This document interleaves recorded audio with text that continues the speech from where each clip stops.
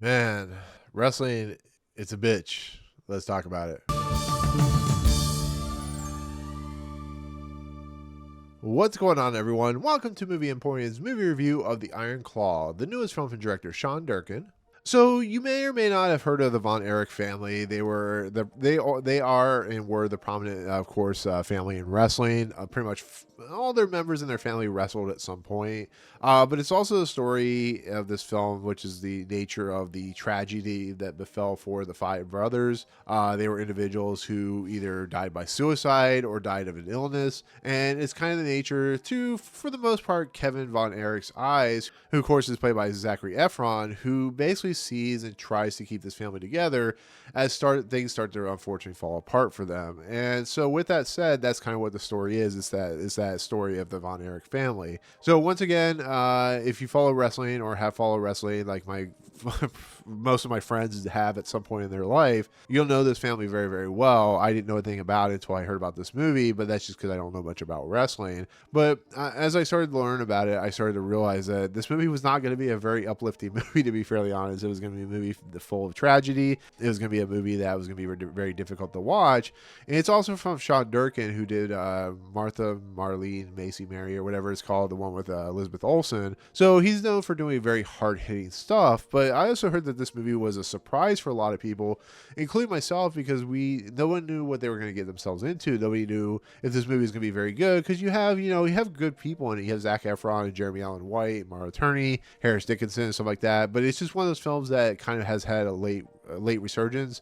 Not necessarily an Oscar play, but just late resurgence and kind of the uptick about what people think about this film, which is they love it very, very much. But I've heard a lot of people are crying at the very, very end of this movie, which I totally understand after watching it. So in all honesty, I went into this movie. I asked friends about it. I asked them what the Von Erich family just kind of gave me a little bit of a lead up to what I was getting myself into. And so for my honest review of this movie, this is a fantastic movie. It's wonderful performances from Jeremy Allen White and especially Zac Efron, who, like Robert Pattinson and Kristen Stewart, have kind of come into their own as very interesting actors and actresses. It's a movie with very much a heartache kind of material. It's in that realm of like Foxcatcher or The Wrestler, but it's a movie about the sad nature of the wrestling world, which if you've ever seen a lot of wrestling, a lot of the people in that world have died or are experiencing really traumatic experiences in their life, and this is very much the kind of precedent for that. It's unfortunate that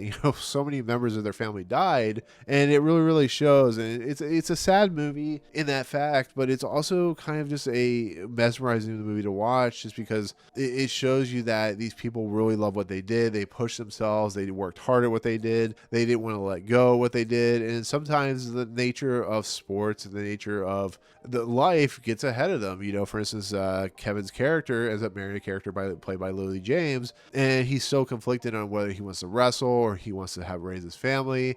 There's a lot of triumph and a lot of strife and stuff like that. And it also shows you, as a lot of these things do, about how a successful father or patriarchy in a lot of respects will push their kids to a level sometimes that, you look at the Michael Jackson family, that will cause a lot of issues. And that's what this movie does in spades.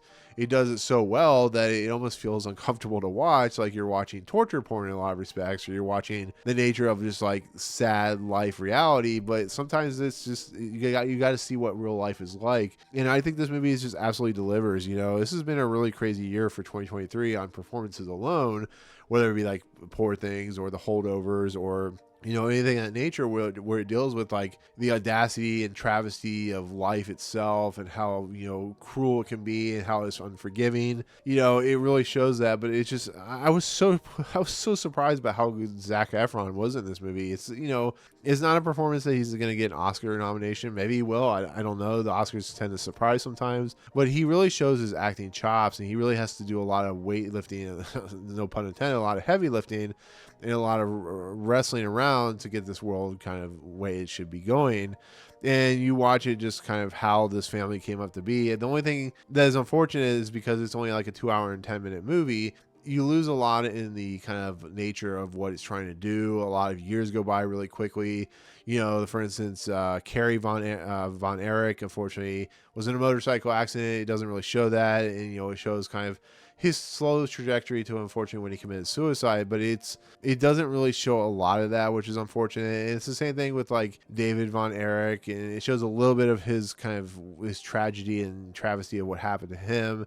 You know, it shows like, for instance, Mike's character and kind of slowly his degrade and stuff like that. But it unfortunately, because of the time limit that it has, a lot of that stuff gets kind of slowly like condensed, so it's not as dramatic as it could be. So that is kind of a fault of this movie. But I think that it does a really nice job of showing us the 70s and 80s in the world of wrestling, and how kind of chaotic it was. You know, there's points where they fight Ric Flair in this movie and Harley Race, and they fight the Sheik, and it shows you kind of a really realistic approach to the world that is wrestling, similar to like what The Wrestler did. And it's full of just great performances. It's a very low-key, very, you know, heartfelt, but also a very tragic story that, you know, depending on how you handle movies like this, will make you cry. And, you know, I'm not spoiling anything, because it definitely is one of those things where you go, yeah, that's the nature of like sporting events in general, is how depressing it can be. But overall, it's still a fantastic movie, well directed, well shot. You know, Maura Tierney is really great. This is the mother who,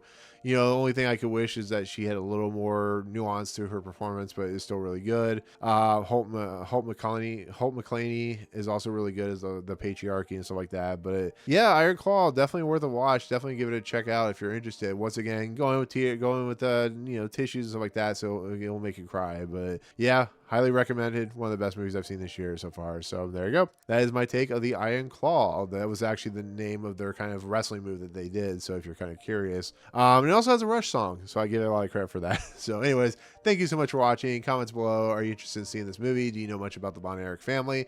Let me know in the comments. But otherwise, if you like what you see on this video, awesome. Hit the subscribe button to join Movie Emporium. Hit that notification bell at top. The fun's coming next. If you like this video, awesome. Hit that like button. And as always, we'll see you guys on the next video. Peace out.